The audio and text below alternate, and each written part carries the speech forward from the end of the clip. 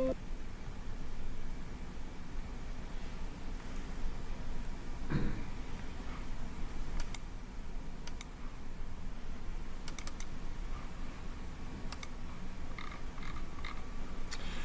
I wanted to introduce our Lab 1. Lab 0 is out.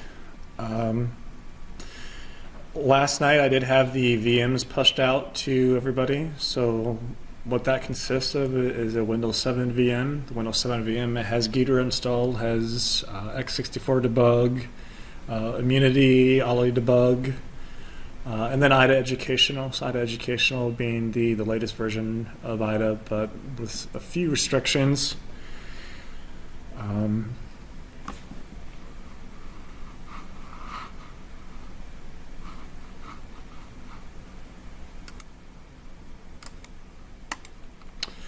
So Lab 1, you can make use of, you don't actually need the iLab to make use of this. I guess if you want to maybe compile some of the stuff, you could, but it's really a source odyssey, so that's not really the intent of it. So with this, you'll have essentially a realistic C program, C++ program. You'll be provided with these files, and you will go through to try to discover something that could lead to a vulnerability, a memory corruption vulnerability. So you can use some of the techniques that we have been talking about in class.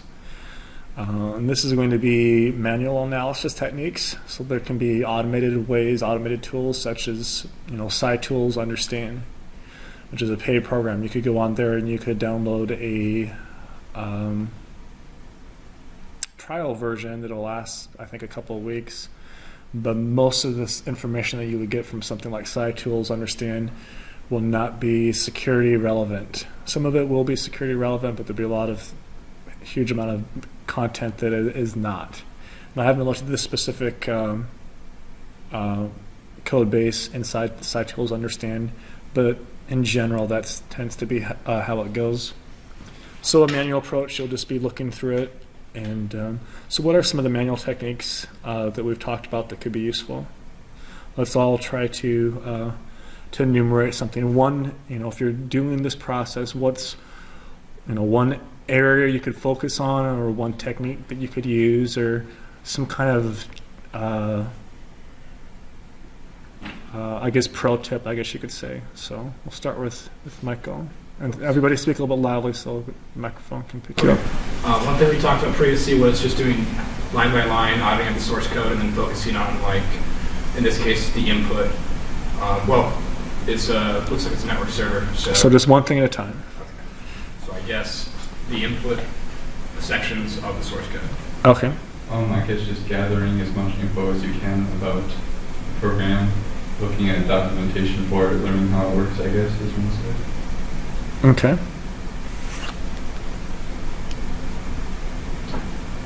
Let's see.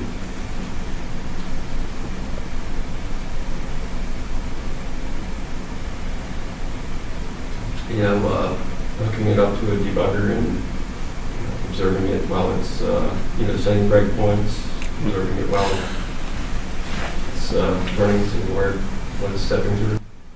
Well, this right here is just the source code, so you wouldn't, at that stage, you wouldn't do that. That's a different technique, but still good ideas if you were actually looking,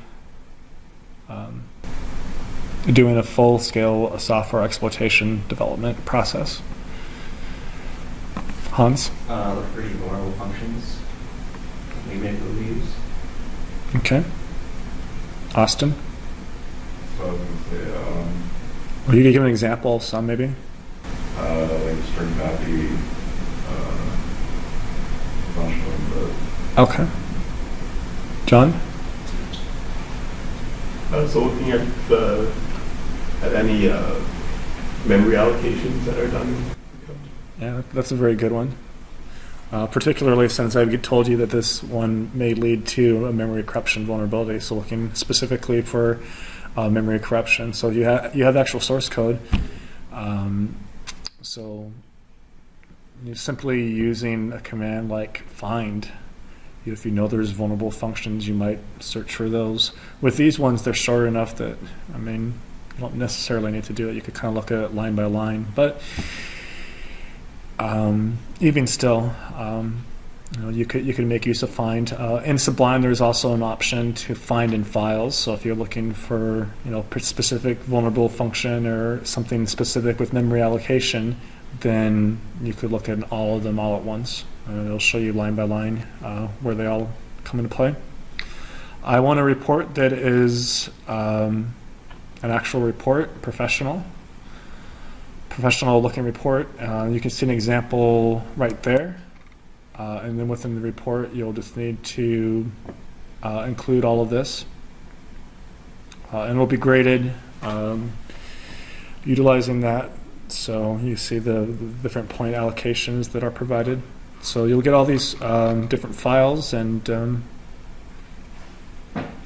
this probably will be the only time that we'll deal with things at a source code level. I can't say for sure, but after this, we'll probably, for actual exploitation that we do, we'll probably be focusing on actual binaries. That's not to say we may do some other additional stuff that's not actual exploitation. But that kind of lets you know a little bit where we're headed. Do we have any questions? Okay. So as part of that, I want to spend some time talking more about C language.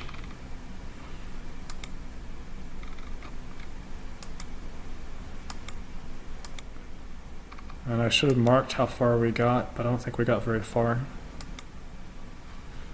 So we'll just kind of pick up here, I guess, which I think we started on this slide actually. But data storage is going to be central to understanding a lot of this, so I think it's good to refresh our memories.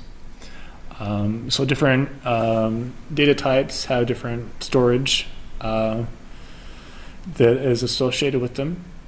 So char, 1 byte, single character, integer. Integer, in this sense, it could be, you could also can include a short integer, or what you may think of as a short, which is 2 bytes. And then longer ones, 8 bytes, long, 12 bytes. Floating types, so float, double, long double. We use these as representation of our decimals.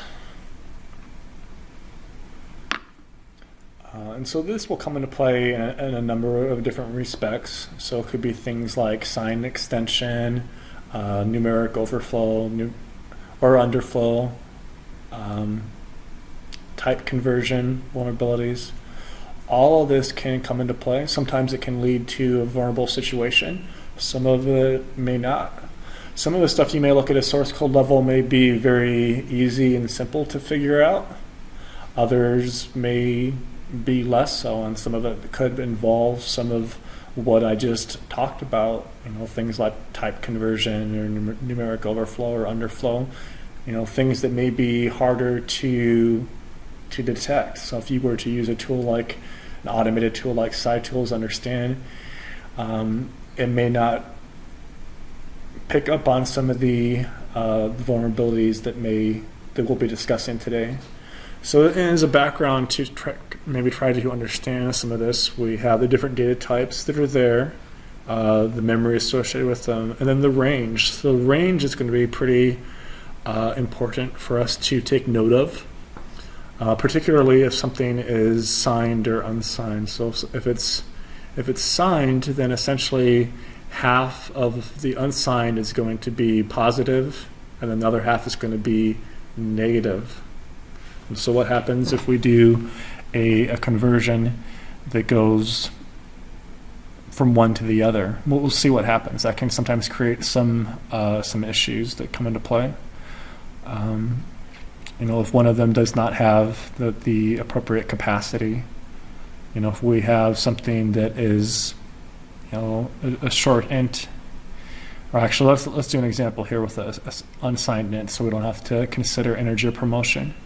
If we have this really huge number right here, then what happens if it turns into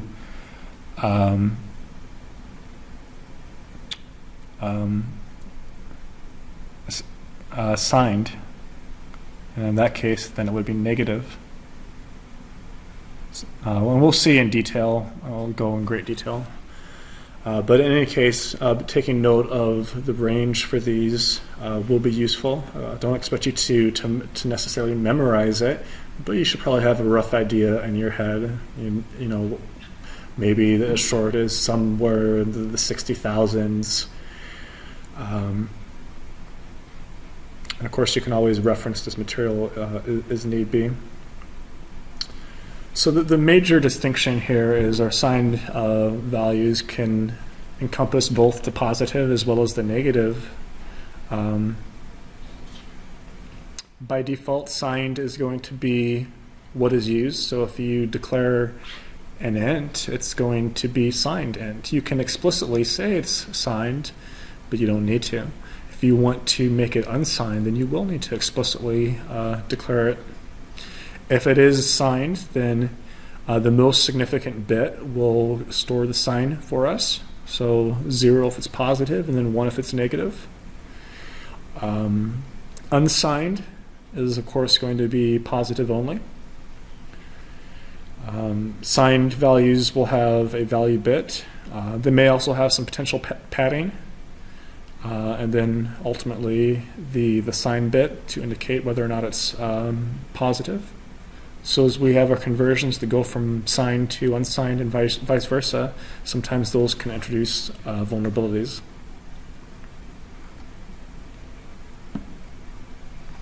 Again, things are typically signed unless you explicitly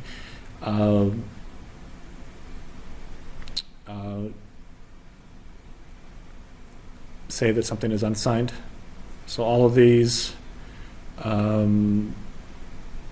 right here are going to be the same data type, just different ways of representing it. A lot of you probably just use short, I would imagine, but you could use more. But it's just going to be 2 bytes, and it's going to be signed. So it'll make use of the sign bit. I was going to add some more information on this. I'll probably do this at a later time. But the Windows environment, when we deal with our things in our disassembly, obviously we're not going to encounter something that is labeled a short or an integer. What we'll encounter is we will encounter the data, and we can deduce whether or not something is a short or an integer or a char based on a number of different factors. Usage, for one. Size is very big. So that's important. Additionally, in a Windows environment, we also have Windows APIs, and so the Windows APIs will use other data types that are above and beyond what is inside of the C language. So we might have D words or LP voids, and what those are and what they mean. Well, we can talk about those at another time, because we're more focused right now on C, but I don't want you to as we discuss data types and all that kind of stuff, to think that it's limited simply to that. Two's complement, I'm sure most of you have probably encountered this in your assembly courses. If you've had them, we do have 4 or 5 of our online students who have not had assembly. Some of you may be a little bit rusty. You may not think about it too often. But ultimately, two's complement is a way that we can use to represent our integers. So the sign bit is 1 if it's positive and 0 if it's negative, and so the sign bit is going to be right over there. If it's a positive value, then we can read it directly.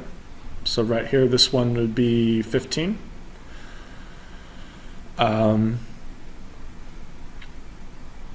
But if it's a negative, then we'll have a 1 in front of it.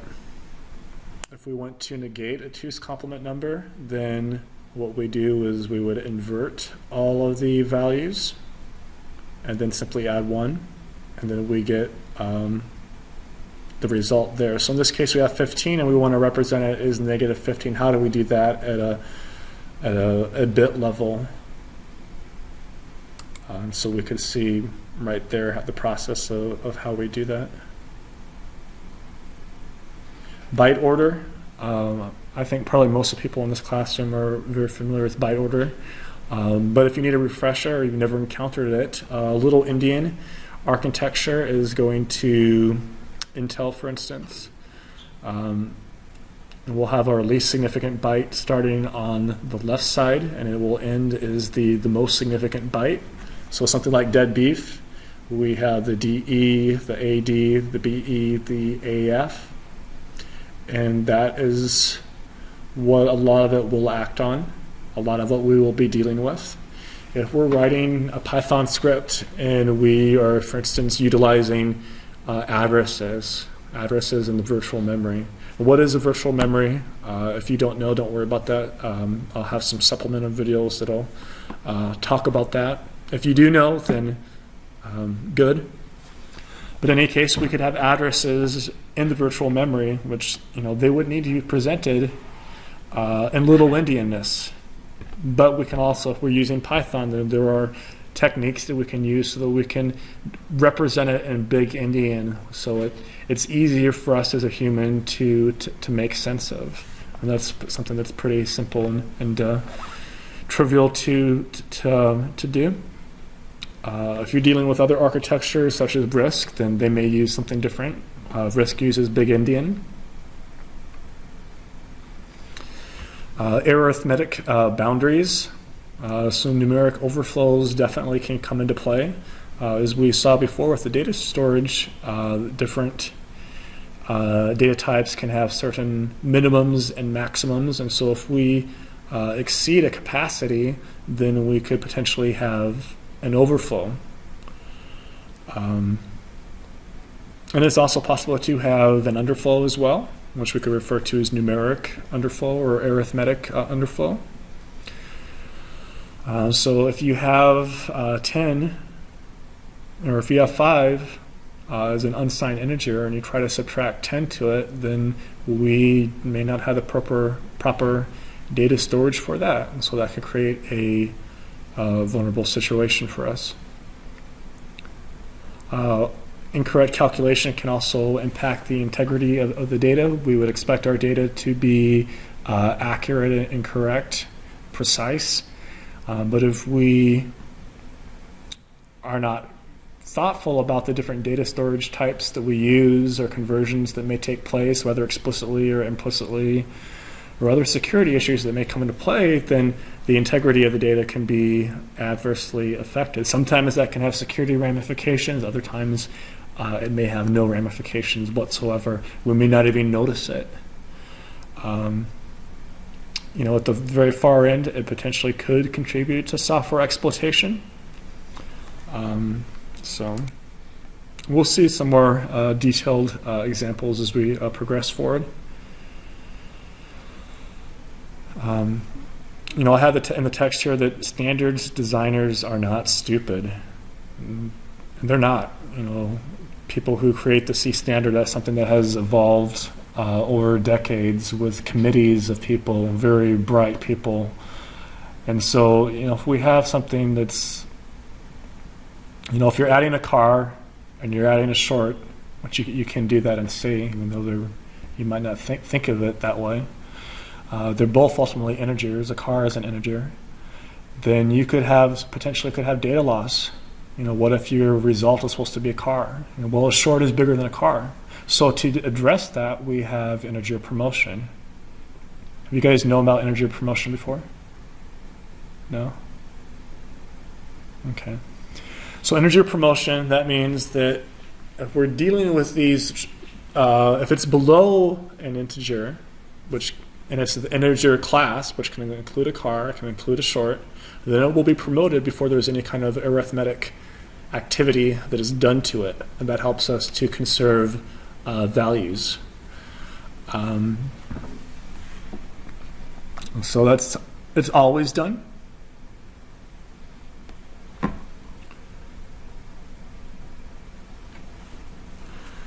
Modular arithmetic is something I think that is good for us to work through and talk about and understand.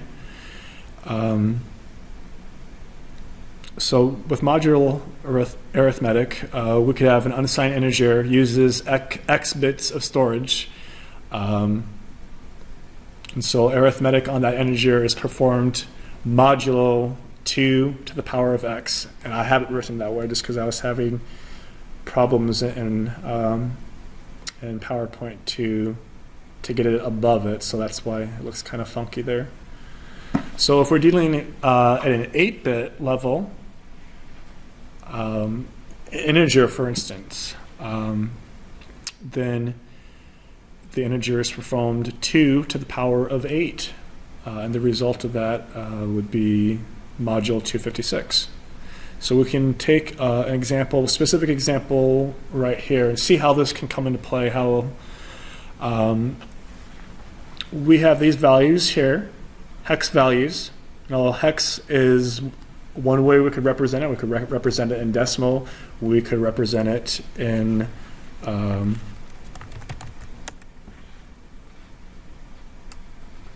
binary.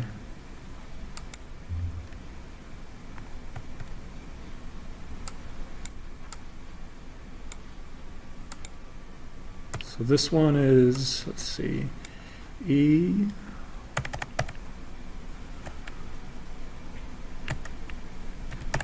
So I enter it there, I see the hex value, and then I also see the decimal value, I see the binary value.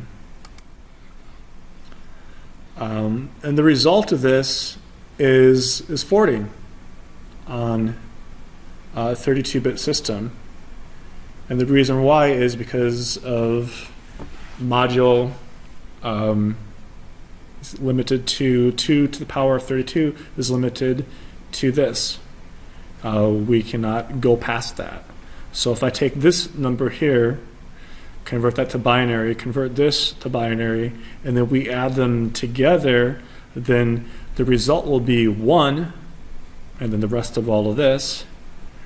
But we end up, that 1 is not held. There is no space for it. And so then the result is then we just consider this right here, the 1 right here, which is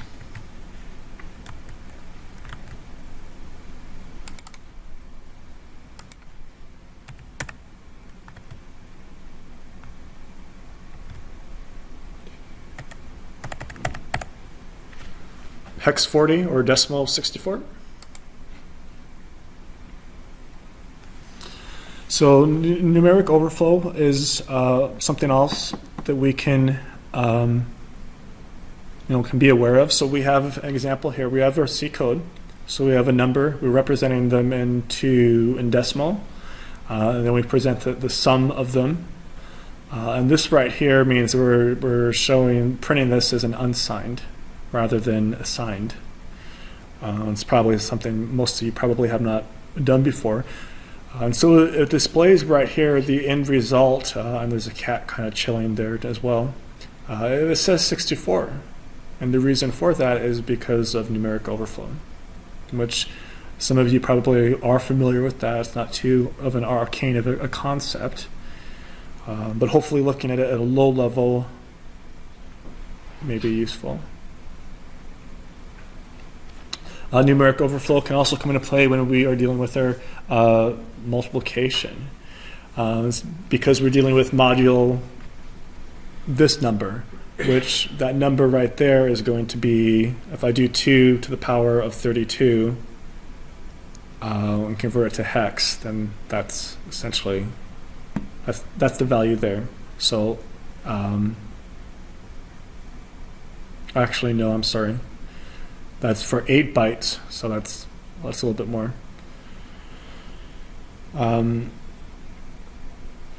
So in this case, we try to reduce the multiplication here, and then the number that we get there, a significant portion of it would be truncated. So we get this is a value, which is still it's a large number, but the actual value would be much larger, but it's just limited by the capacity of what those available bytes can hold for us.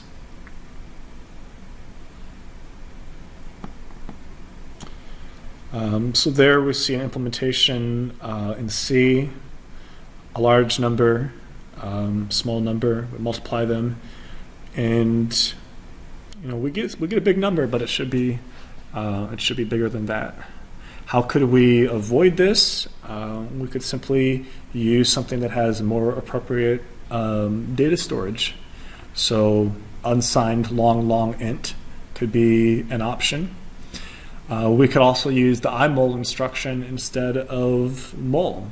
Why would we do the imul? Because imul saves it across 2 registers. So instead of 32 bits, you get 64 bits. So the higher bit would be in the EDX.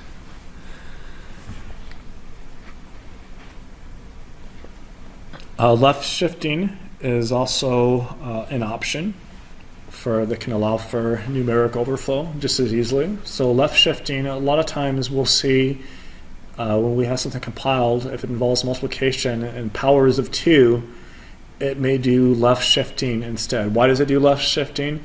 It's just more efficient, it's faster. Maybe it'll left shift by 6 instead of multiplying by whatever that number would be.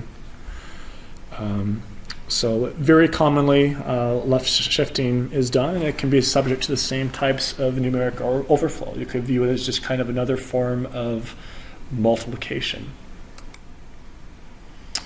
This is a real-world kind of dated example here of an actual chunk of code, and we can see how this could lead potentially to a vulnerable situation, in this case leading to numeric overflow.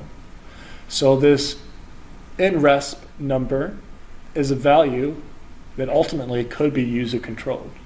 We don't need to care how it's user controlled, just that we somehow could influence it and control it if we wanted to. So we have some function, it goes and gets that value, but the problem here is nresp is unsigned. And what does it do? It tells the server how many responses to expect, and then it will go and create a response array by using our xmalloc, and then it'll go and populate it with different network data. Car4, we do a size of that. This is a pointer, so it's not going to be 1 byte. It's going to be, because it's a pointer, it's going to be 4. And so if this value, the nresp value, is big enough, then it can cause potentially a numeric overflow. So the malloc allocation, the result of that is the allocation could be very small, and then it goes through a for loop, and it may get many more strings from the packet that it should. So that could lead to potentially to information leakage, or it could lead to remote code execution. So, how does this overflow situation come into play?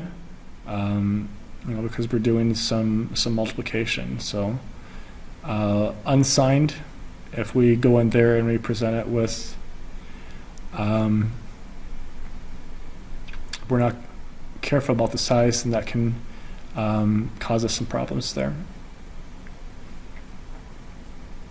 Numeric overflow is a similarly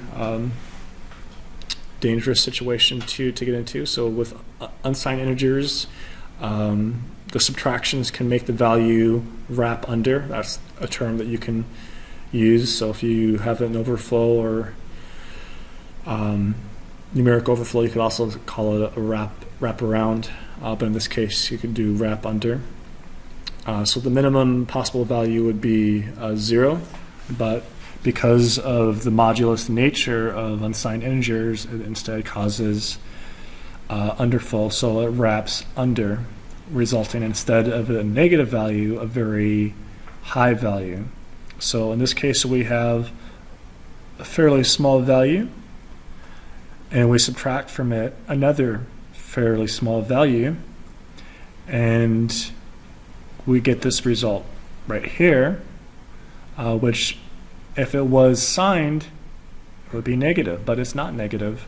And so this is the result there. And because it is unsigned, it's going to be read as a very large number. So the result then of 1648 is this very large number.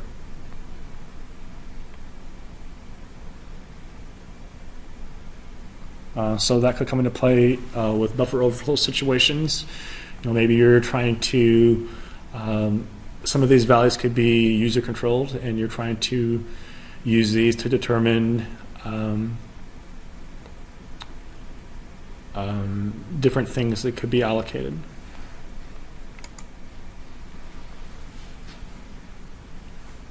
So copying or reading memory could lead those to those types of situations. How can you try to address that? You could try to have a check in place to prevent copying memory with negative values. That would probably be the smartest way to do that. Sometimes people try to convert it and cast it to a positive value, but they may not understand it correctly, and so that may be ineffective.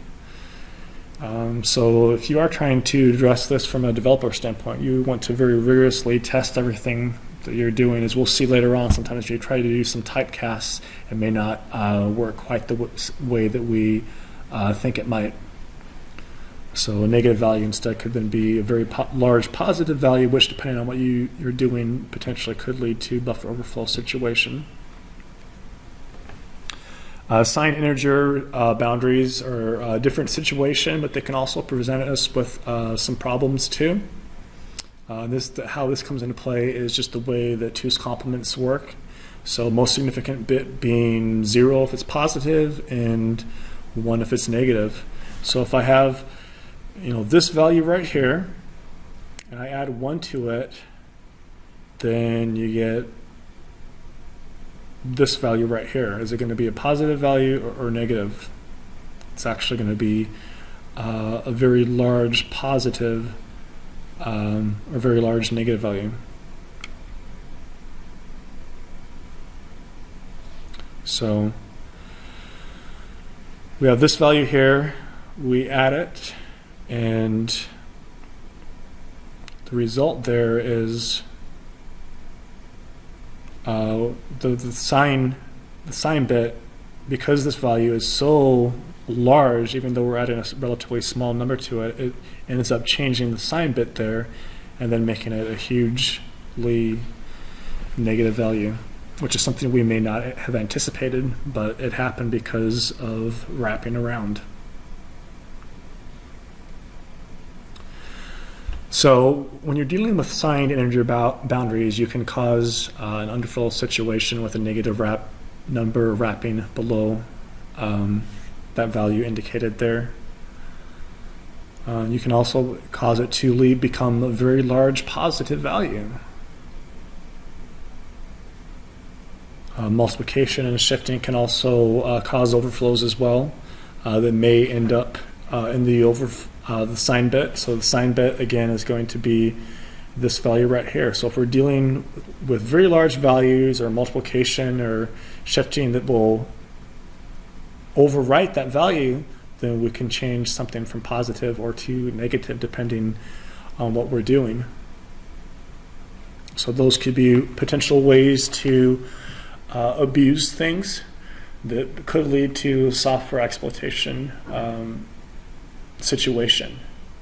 Not always, but it's always a possibility.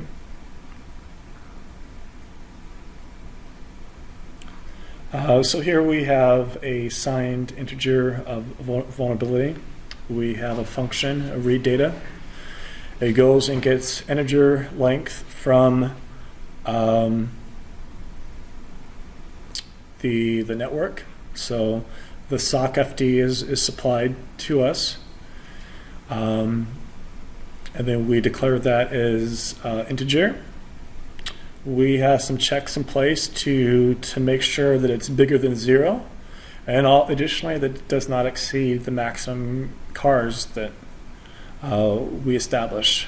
A problem comes into play here because we have length plus 1. So we could have this very large value, which is almost, let's get our little calculator out here.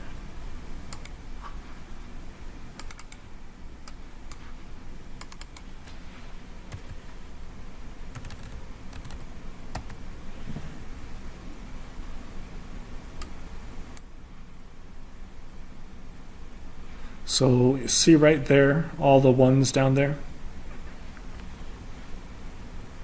So if we were to just add a little bit to that, then we could, change it potentially. And that could cause some of the vulnerable situations that we talked to. So if we add 1 to it, then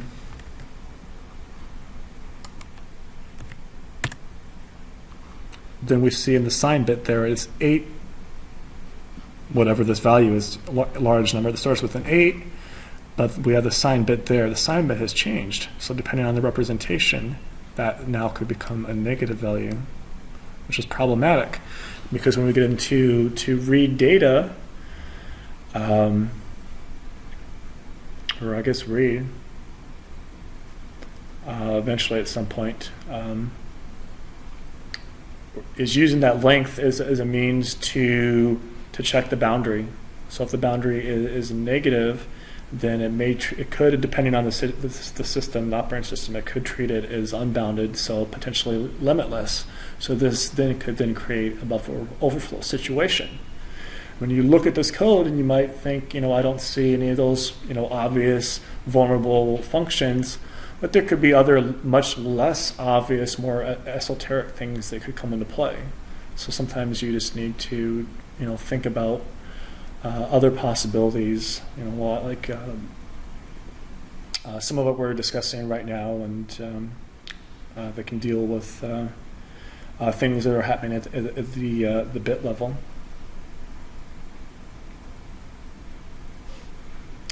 We have another example that can illustrate a signed integer vulnerability. This code goes to retrieve ASN1 objects. That's the purpose. And this code here is a little bit edited to make it a little bit easier. So this ASN1 get object will give us the header will give us the length of the next ASN1 object. And then it places it inside of want. So that's essentially what's happening right here. The function makes sure that it's not negative, but what you could do is you could place this very large number that we just looked at in the calculator, which is it's almost negative. We saw that. We can get that sign bit to be changed. So length is going to be the amount of data that is read into memory, and off will be the offset of the data that's being parsed. So length minus off is going to be the amount of data in memory that is not processed yet by the processor. So we do a comparison there. So we're seeing if we need our memory to grow. If we need it to grow, then this buff mem grow will then give us more space in memory. And also a custom function that somehow provides for the memory allocation to occur. So what happens if we have a situation where we have length being something like 200 and then our offset is 50, and we already have our want being almost negative, this very huge number that can then bypass the check to make sure that or the function itself, this function, it's not depicted here, but this function will check to see if it's not negative. So you couldn't directly input a negative, but you could input that large number. And so simple mathematics, we could get that value, but in this case, buff memory will ask for this very large value, but it actually ends up being a very negative, very large negative number. And so as a buff memory grill, how that works is going to check to see if the allocated space is already big enough, but actually it'll appear that it's not because it's comparing it to a negative value. That could then cause arbitrary amounts of data that could then be copied onto the heap, which could be used for malicious purposes. So just one example here, another type of example of how assigned integers can come into play. Type conversions is something to be aware of that can present some security ramifications for us. So C is a very flexible language that will innately allow many different conversions to happen. If you're dealing with integers, anything from the integer family, anything from the floating point family, inside those families and working together as well. You know, as programmers, you're used to that, you enjoy that. It makes life easy for you. And you may not give it too much thought just because it works well for you and you don't notice any security issues. Doesn't mean they don't exist. You may do some insecure things with how you use some of that, but it may not have any security ramifications. But type conversion or type coercion can have some security issues. So explicit type conversions is when the programmer explicitly will cast something, but many times implicit type conversions will occur. So if you're doing arithmetic, for instance, or if you're just, it's actually a poor example. If you're using a double and a float, then it'll there are certain rules for type conversion that we'll take a look at in a moment, and it'll adhere to those rules and make the appropriate conversion. So type conversion issues can be very subtle and sometimes hard to define. A lot harder to find with an automated tool, but if you can figure out a type conversion, sometimes that can be your ticket to getting a vulnerability to work. Very non-obvious, non-straightforward sometimes. Things where you just need to really look at the code and kind of study it and maybe think about some of the rules that govern conversions. The implicit conversions do happen automatically. The type conversions can be somewhat complex. So rules to allow us to mix many different data types. And sometimes it works the way we think that it will work, but sometimes it will not work the way that we think that it will, or we just don't think about it, and there could be unexpected results that will come into play. Value preservation is a big thing. So a lot of these rules are set up to enable value preserving conversion. So we have the idea that we could have a new type to encompass all possible values of an old type. So if we have an unsigned car and we convert that to an int, well, an unsigned car could be any value of 0 to 256. An integer is much larger, so those 256 values can easily fit into that. Value changing conversion is the type where the old type, those values simply cannot be represented in a new type. So maybe we're converting an integer to an unsigned int. A lot of times that will be fine, but it may not be fine.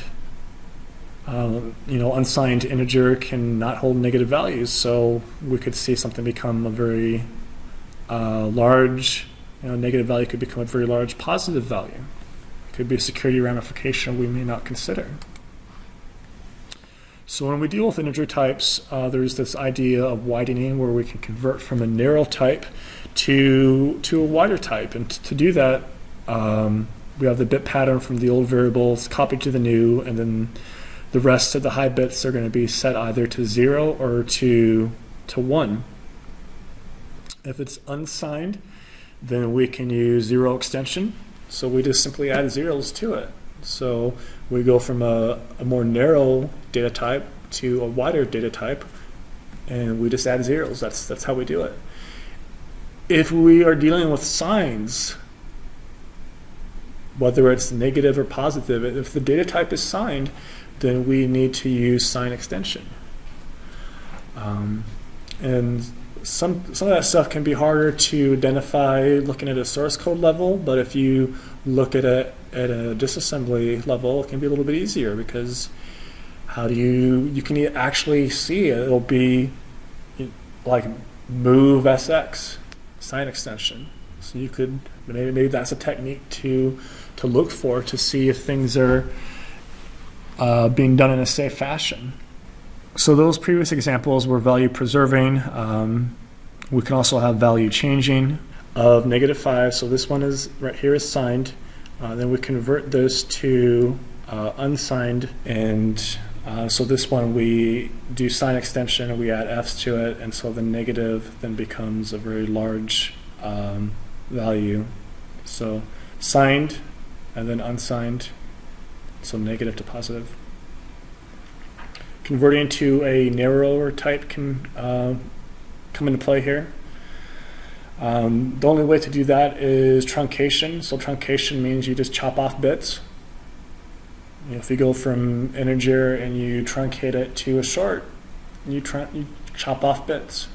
This is not something that C will naturally do, but you as a programmer could explicitly say, I'm going to cast it to that, or in some other way you're going to cause that to happen.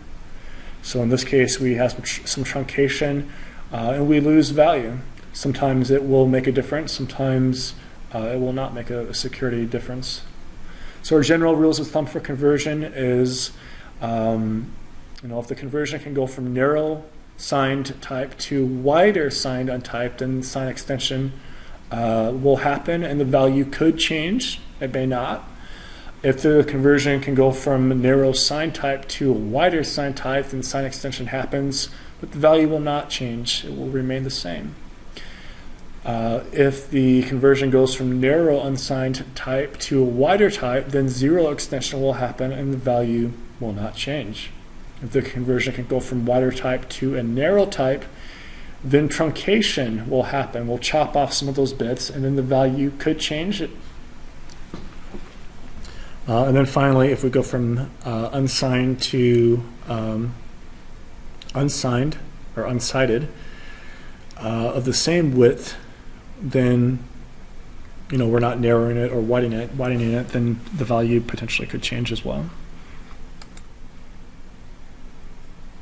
So different ways in which C conversions can happen. Obviously, if you cast something, the programmer is doing that purposefully.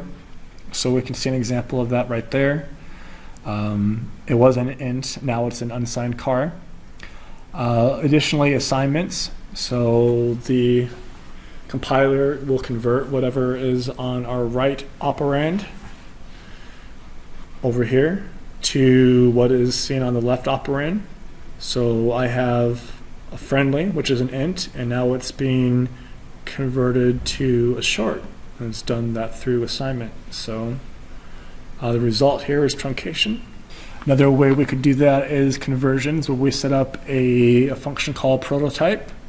If you specify parameters as being a short or an integer in your prototype and you pass them a different type, it will make the appropriate conversion following the appropriate rules, and the security issues could come into play or they could not come into play. Another issue is returning. That will cause a conversion to happen. So it will perform a conversion of its operand to the type that is specified in the function definition. Our function definition, returning integer. We would think, is this going to return an integer or is it going to return a car? What do we think? According to the slide, it return a car. Yeah, absolutely. So that will cause a conversion to happen. The integer will be converted to a car. In this case, it doesn't mean anything, but it potentially could mean something. Integer or integral promotions, or where we have an integer family and we're promoting it up. So a short or a car. Make it go to a wider type. Sometimes certain C operators may specifically require an integer operand of type int or unsigned int, and it will use integer promotion to do the necessary conversion. If it needs to be unsigned int, then signed int is simply not acceptable, and so change will occur. Obviously, arithmetic expressions, if you're doing mathematics of some kind. So there's a very convoluted integer conversion rank that comes into play, ranking data types by width from the lowest to the highest. So typically, narrower ones will always be promoted to an integer. So right here is our integer conversion rank. This one's from highest to lowest. So Boolean can also be one that can be fall into, you might not think of it as an integer, but it could be represent a 0 or a 1. Another issue is bit fields, which, has anybody heard of a bit field and know what that is? I didn't think so. So this is something you could do in your C to reduce memory consumption. So maybe you have a structure, you know the structure, you have 4 different integers in it. It's going to take up 4 times 4 is 16 bytes, but you know it's not going to take 16 bytes, so you don't want to waste the memory. So you're going to say, you're going to specify the memory that's going to be allocated for it. So you're going to say it's going to give it 1 bit or 1 bit. So bit fields, if you make use of those, then they don't get a ranking, but they're treated as being narrower than the base type. So if you have this right here, an integer, it will be ranked below, or it's not ranked below, but it's treated as narrower than that. So it can work with our promote to integer, whether signed or unsigned. If it's possible for value preservation transformation to happen, then it will do so. If not, then a value preserving transformation to unsigned integer is done. In general, almost always it's going to be transformation that will be done to a signed integer. So there will be very rare exceptions where the promotion is promoted to unsigned. That would looks like the exception is unsigned bit fields with 32 bits. So results of integer promotion, whether or not something would be promoted. So this case is a car, it's a pointer. We don't promote that. Floats, we don't promote it. It's not an integer. Long, we don't promote it because it's wider. Unsigned int, we don't promote because it's the same source rank. This one is the same source rank, and these ones we do promote. So we promote, the shorts, the cars, the bit fields for the integers. Some other places that integer promotion can come into play is the plus operator. So that performs integer promotions on the operand. Shifting as well. In that case, it'll do the promotion to the operand on the left. The 13 specifies, hey, I'm promoting this to the shifting it 13 times. Arithmetic conversion is the rules that govern how conversion occurs with when you're performing arithmetic operations. And this is a little bit different than integer promotion because obviously if you have a floating point and an integer, you can do math on them, right? So this is, we somehow get them into a common type that is compatible for both of them, and the result is going to be of the same type. So the rules that govern these is floating point, of course, will take precedence. If you have a double and you're adding 1 to it, then the result is going to be a double. So we convert the floating point or integer to a floating point type. If one floating point is less precise than another, then we promote it to be more precise. It's probably kind of obvious.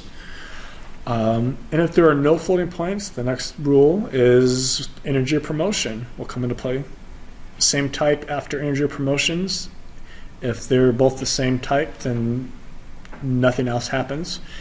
If it's the same sign but different wider types, then you could have an integer and a long integer that is 8 bytes, which I think that can also be implementation defined. So sometimes usually it's larger, but not necessarily always. But in that case, you would make the integer 8 bytes instead of 4.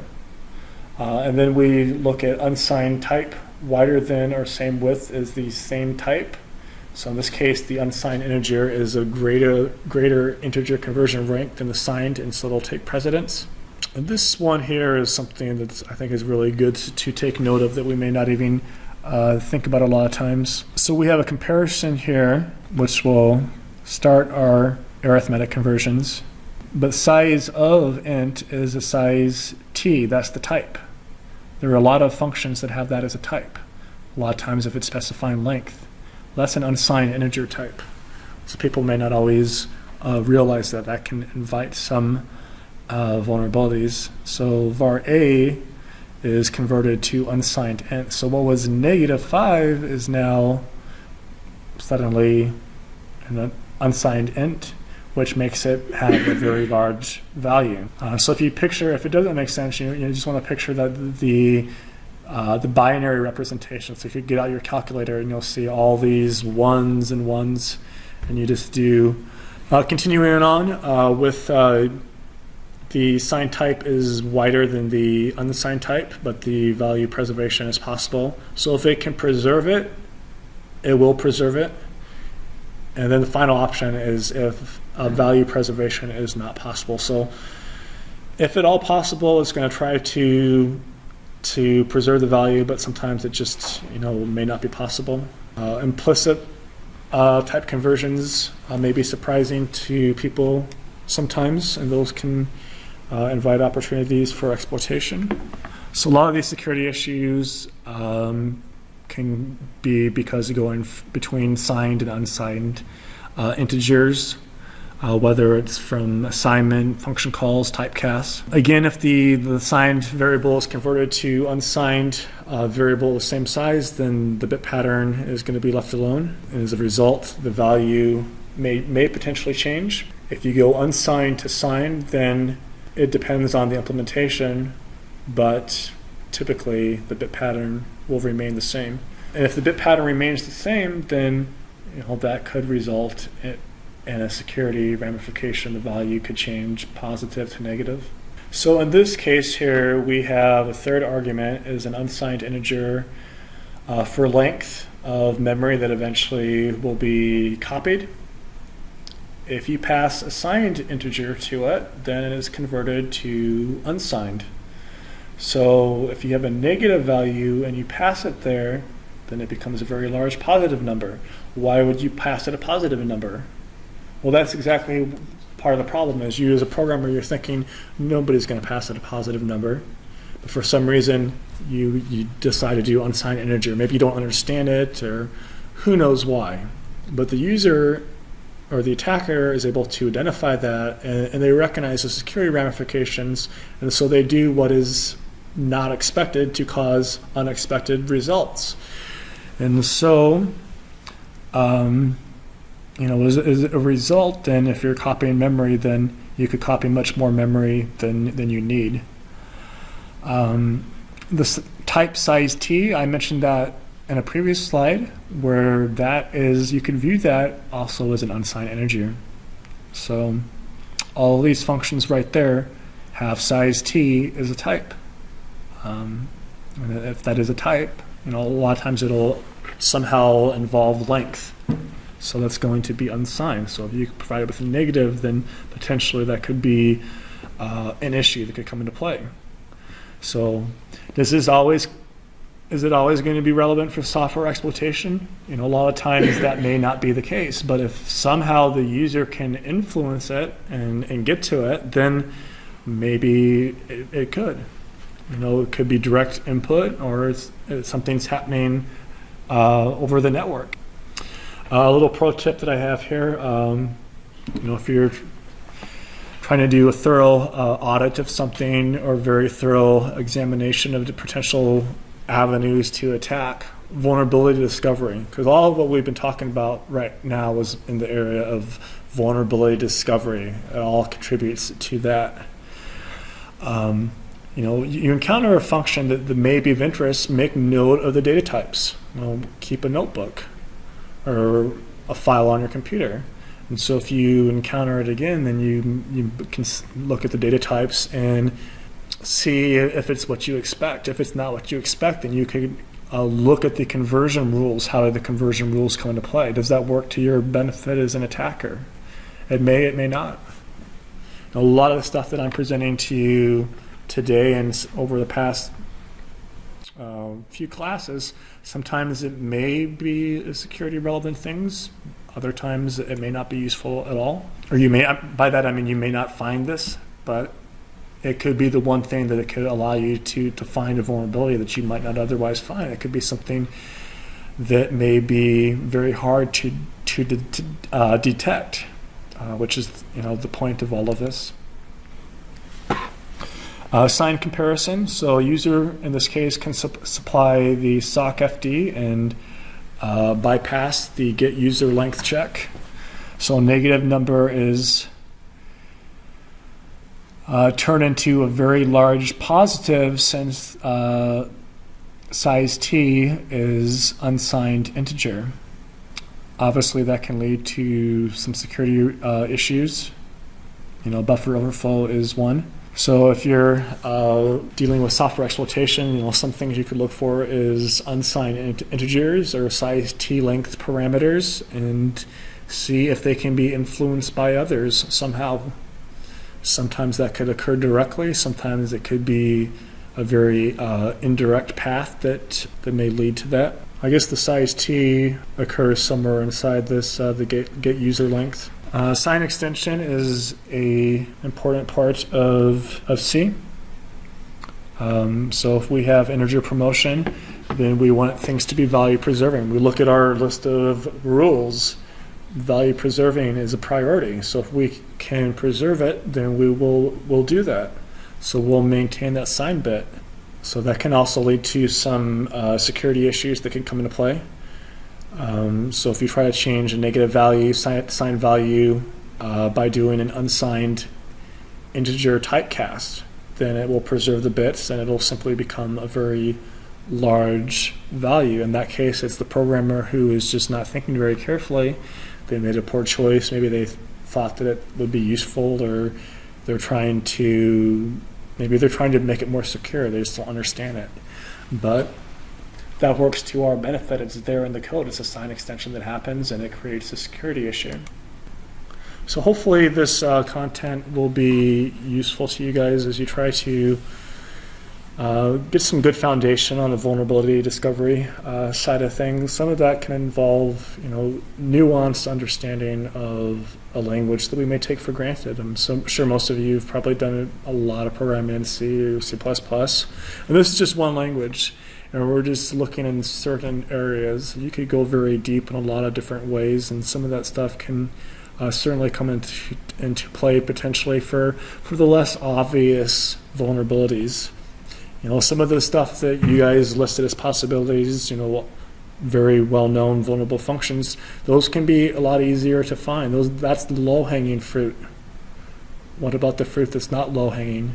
The things that you may not think about. Things that are programming mistakes. All those could be a lot more challenging to find, particularly if you're doing it from the standpoint of binary analysis rather than looking at source code. It doesn't mean you can't do it. It just makes it a little bit more challenging. So, all right. Hope you guys have good luck with the homework assignment, and I'll talk to you next week.